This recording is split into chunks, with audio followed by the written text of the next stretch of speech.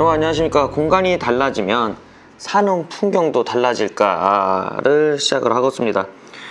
이 뭔 글이냐면요, 그냥 똥글이에요. 그냥 개노잼이거든요. 이 설명문인데 왜 우리나라가 지금하고 과거하고 뭐 어떻게 달라졌냐, 사는 환경이 왜 달라졌냐, 그러니까 공간이 달라지면 풍경도 달라지냐 이건데 뭐 당연한 말 아닙니까? 갑자기 또 열이 뻗치네.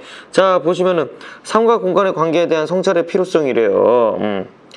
뭐 어쩌라고요. 그래서 과거와 주거 공간과 현대의 주거 공간을 비교했대요. 그래서 비교 알아두시고, 그 다음에 현대 문화를 비판적 시각으로 바라보고 있다고 합니다. 이 아저씨는 이번에 집값 오를 때 부동산을 못 샀나 봐요. 그래서 갭. 어쨌든 간에 나도 빡치네. 갑자기 집 너무 올랐어요. 자, 그래 짜이번 뭐 이런 식으로 처음, 중간, 끝 세 단계로 나뉘어 있고요. 자, 여기서 알아야 될 거는 사이 공간이고, 여기는 있다고 보자. 자, 지문을 읽어볼까요? 공간이 달라지면 사는 풍경도 달라지냐. 자, 맨 처음 중간 끝으로 되어 있다고 했죠. 계속 읽어보겠습니다. 자, 마을은 여러 이웃집이 살아가는 동네, 곧 공동체 촌락이라고 합니다. 그래서 이것이 뭐다? 마을의 의미. 마을의 의미다. 그래서 과거 살림집은 마당과 텃밭까지 포함하는 공간이 있었대요. 뭐야, 여기는 줄이 쳐져 있네. 여기까지 확장이 되었답니다. 그래서 이러한 구조는 농경생활의 필수적인 이웃 간의 정보, 노동력, 생산품의 교환을 쉽게 해줬다고 해요. 그래서 생활 영역이 마을까지 확장된 구조의 장점입니다. 자, 구조의 장점. 과거의 집과 달리 현대 도시 사회의 집은 개개인의 개별적인 공간으로 존재합니다. 그렇죠. 이게 이제 현대 도시의 특징이죠. 자, 이게 현대 도시 사회의 집의 특징. 현대 도시 사회의 집의 특징. 그래서 오늘날 우리는 개인 공간인 집을 나와 복도, 현관, 주차장 등의 공간을 빠르게 지나쳐 직장이나 학교에 가고 또 어디론가 볼일을 보러 간다고 합니다. 그래서 마을을 중심으로 여러 사람이 공간을 공유하던 과거와 달리 현대 도시에는 이웃과 공유하는 공간이 매우 적고 있더라도 비어있는 데가 많아요. 그래서 방금 얘기한 거, 마을을 중심으로 여러 사람이 공간을 공유하던 과거, 그 다음에 현대는 뭐야? 이렇다. 그래서 서로 지금 대조점이 있죠. 그래서 여기가 과거 마을 특징, 밑에 있는 건 현대 도시 공간 특징. 자, 많대요. 무엇이 달라졌기에 이렇게 변화한 것일까? 자, 중간입니다. 모여 사는 마을은 두 가지 속성을 내포하고 있다고 합니다. 맨 처음에는 우선 지역 사회를 기반으로 마을 사람들 사이의 관계가 형성이 되어야 한다고 하네요. 자, 그래서 이게 뭐 1, 2, 3 쓸 게 있어요. 마을에 내포된 속성 1, 이렇게 있어야 하고, 그 다음에 물리적으로는 중간적 성격의 공간이 있어야 한다고 합니다. 그래서 마을에 내포된 속성 두 번째죠. 이런 공간을 뭐라고요? 여기 나왔네요. 사이공간이라고 합니다. 자, 사이공간, 이게 중요한 거예요. 자, 사이공간이라고 하는데 이는 통행 목적이라기보다는 그러니까 어떤 커뮤니케이션 룸이라는 거죠. 주민들 사이에 사적 관계를 형성하는 공동의 영역이라고 해요. 물 좋고. 자, 그래서 이 부분 어디 갔어? 여기 써있네. 안 그래도 사적 관계를 형성하는 공동의 영역. 그래서 이 뜻이다. 이 두 가지가 오랫동안 지속될 때 한 장소에 오래 머물러 사는 정주성이 형성이 된다고 합니다. 정주성, 그냥 한 곳에서 오래 처박혀 사는 걸 정주성이라고 합니다. 자, 이것은 집을 짓고 선택하는 과정에서 밀접한 관계가 있다고 해요. 그래서 뭐 이렇게 핵심 쏙이라고 이렇게 뭐가 쏙 있죠. 평가 문제집이 좋은 게 이런 겁니다. 좀 이런 것 좀 보고 정리하고 외우세요. 넘어가겠습니다. 자, 과거에는 개인이 자기가 살 집의 입지를 정하고 묵수와 상호 협의하여 집을 지었어요. 이게 과거에 집을 짓는 과정이었죠. 자, 어디 갔어? 과거에 집을 짓는 과정. 오랜 시간 걸쳐 집들이 하나하나 들어차면서 마을이 생겨나고 그 사이사이를 따라 길이 저절로 만들어졌다고 합니다. 뭐 이거 진짜 저절로 만들어졌다고? 어제 그래. 마을과 길이 생성되는 과정이래요. 여기서부터 여기까지. 개인의 주거 공간을 한정하는 담과 담 사이에는 길과 공터가 있었습니다. 전통 주거지에서의 길은 큰 길에서 안길이 뻗어 나가고 또 그 길에서 샛길이 뻗어 나가는 식이었습니다. 그러니까 지금처럼 일자로 쫙쫙 있었단 소리가 아니겠지. 근데 문제는 사람들은 이 길이 곱게 뻗은 것을 흉하게 여겼다고 해요. 어디 갔어요 이거? 왜 그랬을까? 그래서 집 안으로 들어오는 길은 곧바로 보이지 않도록 구부러진 형태로 되어 있어야 길하다, 그러니까 좋다라고 얘기를 했대요. 어쨌든 간에 그러면 요거 지금이랑은 좀 많이 다르죠. 왜냐면 길 꼬불꼬불하면요 뭐가 빡쳐? 차가 못 다녀요. 주거지 길에 대한 과거 인식. 또한 집이 큰 길 옆에 있는 건 역시 꺼린 탓에 전통마을의 집은 실핏줄처럼 얽힌 불규칙한 길을 따라 자연스럽게 자리하였다라고 합니다. 이런 까닭에 근대 이전의 전통마을에서는 항상 구부러지거나 꺾인 불규칙한 형태의 골목길이 존재했고, 도시를 포함한 전통 주거지의 가로채기는 격자형, 그러니까 이렇게 길이 이렇게 되어 있는 것보다요 이렇게 끝에가 이렇게 구부러져 있는 이런 가지형으로 나타났다라고 합니다. 그래서 이 부분도 밑줄을 치자. 그래서 이런 게 더 좋아했다. 큰 길 옆에 있는 걸 꺼려해가지고 전통 주거지의 가로채기가 이렇게 나타났대요. 과거에는 개인이 생활을 하는 집과 일을 하는 장소가 멀리 떨어져 있지 않았다고 합니다. 그러니까 일하는 곳이 곧 어디다? 집이었다. 집 앞에 마당 있고 뭐 논 있고 밭 있고 이랬잖아요. 집과 일터로 오가는 이동 시간이 적게 걸렸다는 거죠, 옛날에는. 그렇죠. 그렇기 때문에 사람들은 매일 두 공간 사이를 오가며 그곳에서 다양한 일을 경험했다고 합니다. 왔다 갔다 하면서 많은 사람들 봤겠죠. 개인의 집과 집 사이의 거리도 가까워서 이웃과 친밀한 사회적 관계를 형성하기도 했고요. 이것도 자신의 생활 반경인 집주인과 그 사람들 사이에서 마주치도록 공간된 것을 우리는 마을이라고 불렀다라고 얘기를 합니다. 그래서 여기 이거 이거 써야 되나? 쓰자 그냥. 그래. 집과 집 사이가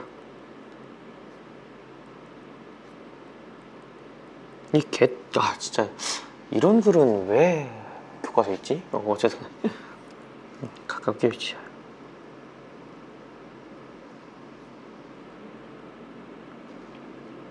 위치해 얻은 결과. 자, 그 다음에 반문단을 볼까요? 방에서 나오면 마당이 있고 대문을 열면 골목길을 만나며 길을 돌고 돌다 보면 그 동네의 중심부로 나갈 수 있었기 때문에 마을 안을 이동하다 보면 여러 경로를 자연스럽게 거칠 수밖에 없었다고 합니다. 굳이 의도하지 않더라도 사람들의 만남과 모임이 곳곳에서 발생했대요. 그래서 어디 보자. 이거 곳곳에서 발생. 그래서 이게 뭐야? 지금으로 말하면 커뮤니티가 형성이 되었다고 합니다. 그래서 이게 과거 마을의 커뮤니티 형성 과정. 의자. 집의 형태는 따로따로였지만 집 안팎을 살펴보면 모여 살 수 있는 구조였다고 해요. 그래서 여기까지가 중간일인데, 자, 여기는 과거 주거 형태만 뒤지게 얘기했죠. 이번엔 뭡니까? 동질성과 사생활이라고 얘기를 합니다. 자, 이어서할게요. 오늘날의 대표적인 주거 형태인 아파트는 전통의 주거 형태인 주택과는 다른 특징을 보인대요. 아파트는 한 단위 세대를 층층이 쌓아서 배치하는 적층을 기본으로 하죠. 그렇죠. 뭐 그래서 막 층을 졸라리 쌓잖아요. 그게 적층 구조입니다. 자, 그래서 이게 아파트 개념. 현대 한국식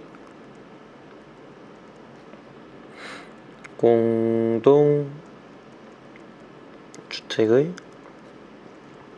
특징 1. 하나의 건물 내에 수평적 혹은 수직적으로 균일한 주거 공간이 밀집해 있다고 합니다. 이게 저거 두 번째, 거기에 동질성을 지닌 거주자가 모여 사는 것이래요. 그러니까 뭐 비슷한 사람들끼리 모여 산다라는 거겠죠. 이러한 한국식 공동주택의 진입 특성이라 할 수 있다. 이러한 공동주택의 등장은 공동체적 관계를 변화시키는 중요한 원인을 제공했다. 공동주택, 즉 아파트에는 사이공간이 없습니다. 이 사람 사이공간 참 좋아해요. 자, 그래서 뭐라고 합니까? 공동체적 관계를, 이걸 이어놨어요? 아니죠. 변화시킨 거죠. 아예 없앴다라고 봐도 난 무방할 것 같아요. 변화시킨 아파트의 특징. 으이짜. 아파트에 사는 사람들은 공동의 현관을 통과한 후 승강기 홀이나 복도를 거쳐 각자의 개인 공간으로 들어가 버립니다. 그곳은 사생활을 최대한 보장하는 공간이죠. 그러니까 요즘은 이게 더 레전드죠. 그래서 뭐야? 개인적 삶이 영이 되는 공간이에요. 공동체와 분리된 개인적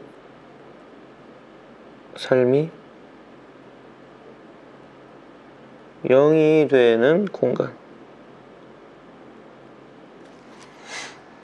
주택의 형태나 외관만 보면 모두 같은 공간에 사는 유사한 집단으로 보이지만 그 안에서의 생활 모습은 공유할 만한 것이 거의 없습니다. 그러니까 이제 겉으로만 봤을 때만 동질성이 있다라는 거죠. 뭐냐, 외형적으로 공동체와 유사한 것 같지만 실제로는 그렇지 않다라는 겁니다. 실제로는 왜 이렇게 착한 자가 그렇지 않다. 자, 그래서 계속 잔에 또 계속 읽을게요.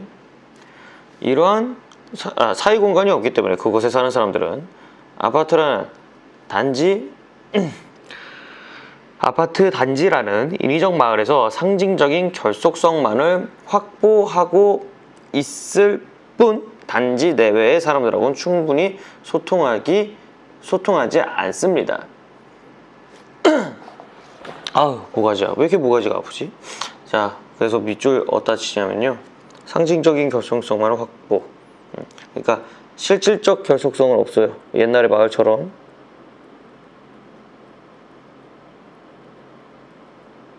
없고, 그 다음에 어딨어? 단지 내외의 사람들과 충분히 소통하지 못한다. 그래서 이것도 사이 공간이 없음으로 나타난 결과. 나타난 결과. 그래서 단지 내를 구획하는 울타리, 보안과 감시를 위해 설치한 CCTV 외부를 통제하는 차단기, 비밀번호를 눌러야만 열 수 있는 견고한 출입문이 있을 뿐이다. 어디 갔어 또? 그 다음에 차 문단. 주거지의 울타리는 우리의 범주를 규정하는 영역 만들기의 역할을 한다고 합니다. 단지 내부의 동질성을 지닌 사회계층이 거주하는 것이 현대사회의 특징인데 이런 게 현대사회의 특징이야. 즉 현대 주거지의 특징. 주거지의 특징. 아우, 난 아파트 언제 사나? 그 다음에 어디 갔어? 외부와 차별성을 갖는 고급 단지일수록 그 울타리가 견고합니다. 그러나 외부와의 단절뿐만 아니라 단지 내부에서도 이웃과 만나기 위한 공간과 행위들을 찾아보기가 어렵대요. 왜? 그만큼 요즘은 뭐 그거 안 하잖아요. 뭐 이웃하고 인사도 안 하는데. 여기 뭐야? 단지 외부와의 단절뿐 아니라 내부에서도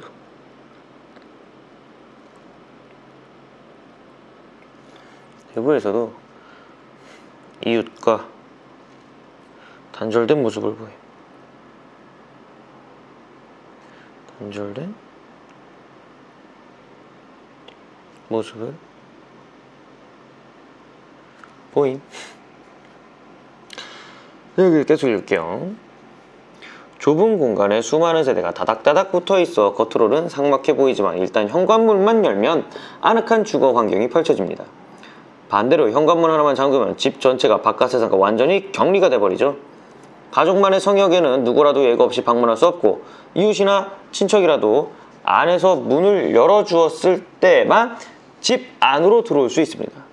이러한 특징은 현대인의 개인주의적 성향과 잘 맞아떨어져요. 자, 그럼 뭐 여긴 뭐 쓸 거 없습니다. 그냥 현대인 이기주의. 그 다음에 사생활 보호에는 이렇듯 철저하지만 같은 단지 내에서 공동의 목표를 추구할 때는 또 집단의 힘을 발휘하기도 해요.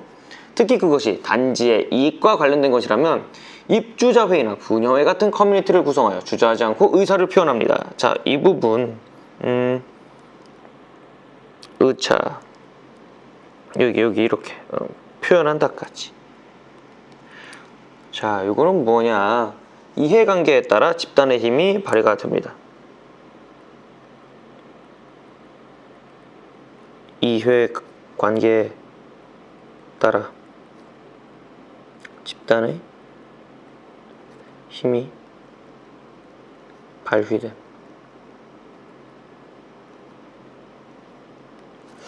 결국 자기들에게 뭐가 문제가 생기면은 들불같이 일어난다는 거죠. 서로 인사도 안 했던 사람들이. 집단 이기주의와 관련.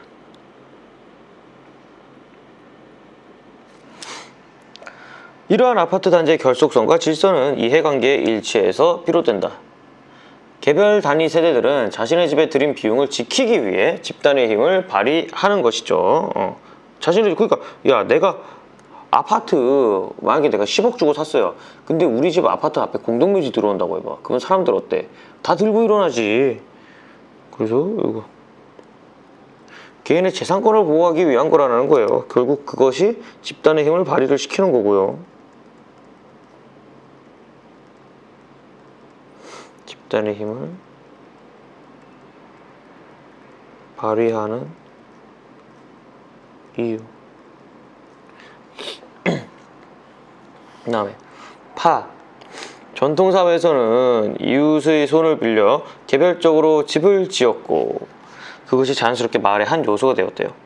하지만 아파트는 현대사회는 불특정 다수를 위해 전문 건설업자들이 완성하고 있어서 개별 거주자들의 취향과 요구사항이 반영되기 어렵죠.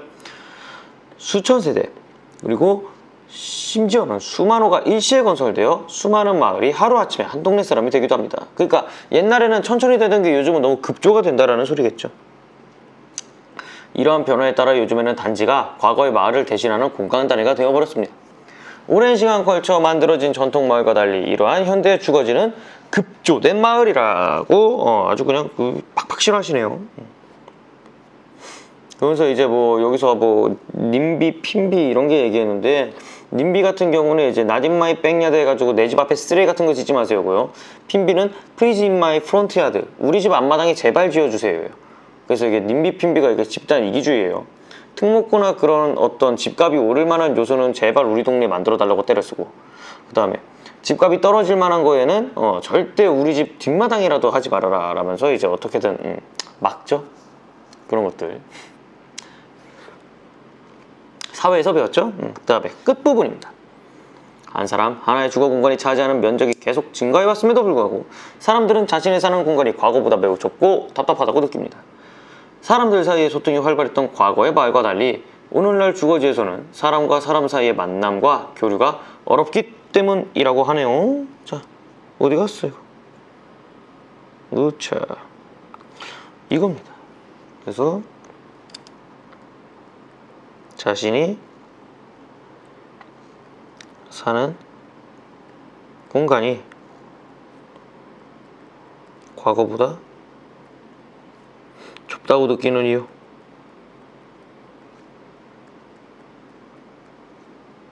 그렇죠. 많은 사람들이 살고 있는 아파트 단지에는 개별 단위 세대 외에도 놀이터, 조경시설, 주차장, 조그만 정자 등 공간이 조성이 되어 있어요. 이런 거 왜 만들었겠습니까? 소통 공간을 만들어 놓긴 했단 말이죠. 아파트도 소통 공간이 존재합니다. 만들어는 놨는데, 하지만 단지 내 보이는 사람은 나이 지긋한 어르신들, 어린아이를 데리고 나온 젊은 부모들, 잠시 짬을 내어 놀러 온 애들 뿐이다. 그래서 그러니까 제대로 기능을 하고 있지는 않습니다. 자, 여기서 뭐야? 한정된, 과거에는 그냥 다 이 사람 저 사람 다 많은데 여기에는 그냥 하는 사람만 한다는 소리죠. 한정된 사람들만. 그래서 이런 걸 뭐 사회 공간이라고 할 수도 있죠. 사회 공간을 이용함으로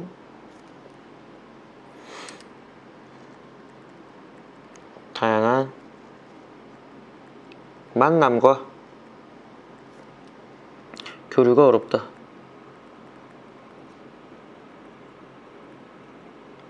으자. 그래서 요즘 사람들에게 이와 같은 외부 공간은 이동을 위해 지나가는 통행로나 다름없죠. 옛날처럼 막 그런 커뮤니케이션 룸이 아니라 이것이 담과 담 사이, 건물과 건물 사이를 지나면 서로를 자연스레 알아갈 수 있었던 전통 마을과의 차이점이라는 거죠. 그래서 전통 이런 거 이거 뭐야, 옛날에는 어떤 걸로 공간이 있었다? 옛날에는 소통의 공간으로서 사회 공간이 있었다라는 거죠. 소통의 공간으로서 사회 공간 존재.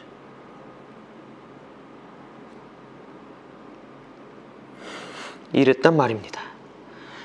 주거 공간의 변화가 사람들이 사는 풍경에 미친 영향은 앞으로 만들어갈 공간을 고민해야 하는 까닭이 됩니다.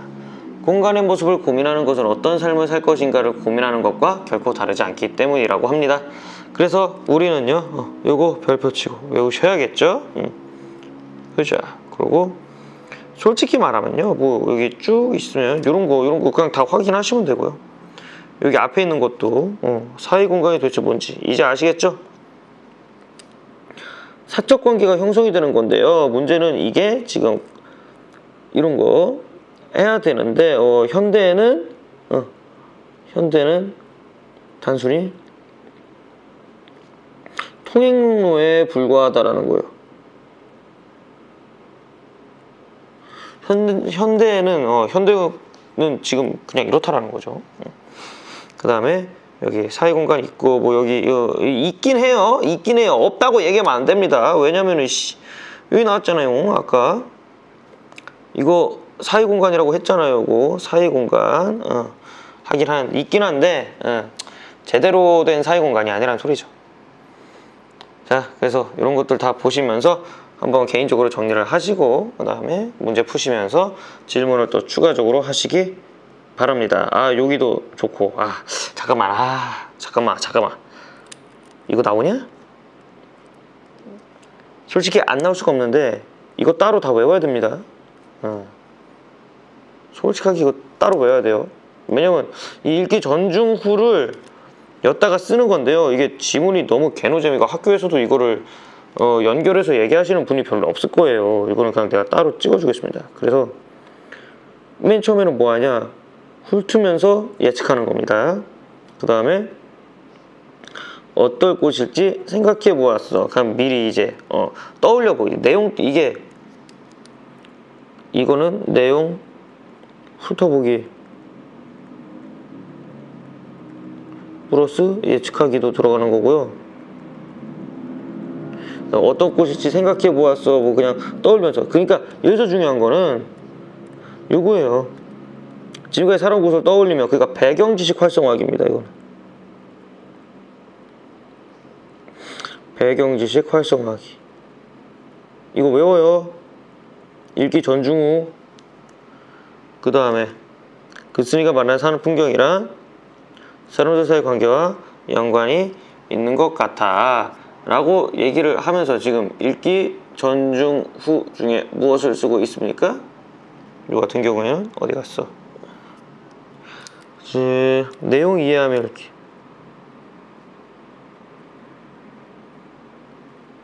자,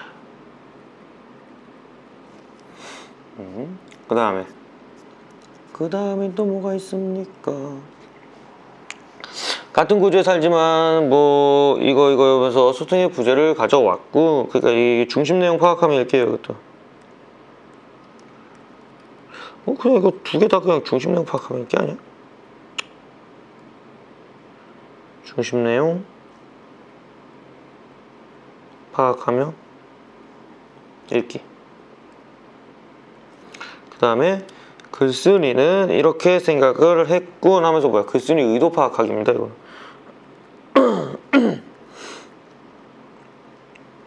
글쓴이의 의도 추론하기. 너네 교과서에는 이렇게 나와 있어요. 그 다음에 읽고 나서는 뭐 해요? 읽고 나서는 뭐냐? 이렇게 해서 이러고 있고, 이거는 뭐냐면요, 요약 정리입니다.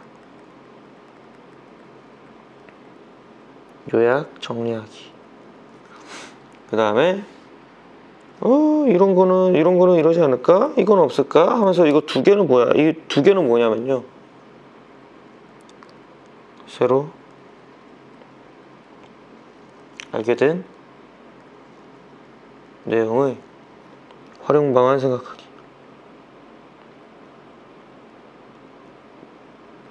활용 방안 생각하기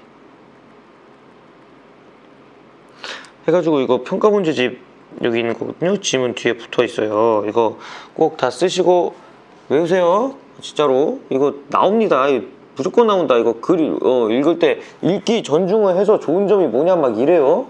이거 하면은 좋은 점은 못 가요. 그러면 이거 하자. 자, 읽기 전중에 이거 해서 좋은 점. 효과가 뭐야? 효과 첫 번째, 글을 좀 더 정확하게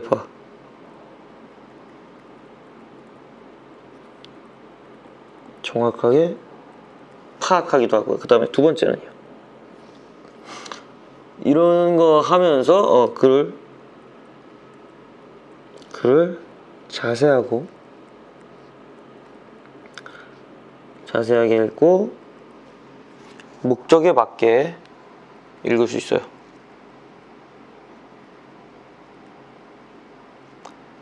이거 그냥 넘어갈 뻔했네. 자, 이렇게 하면은 뭐 문제 푸는 데는 뭐 모르는 거는 없을 겁니다. 자, 문제 풀어 오세요. 수고요.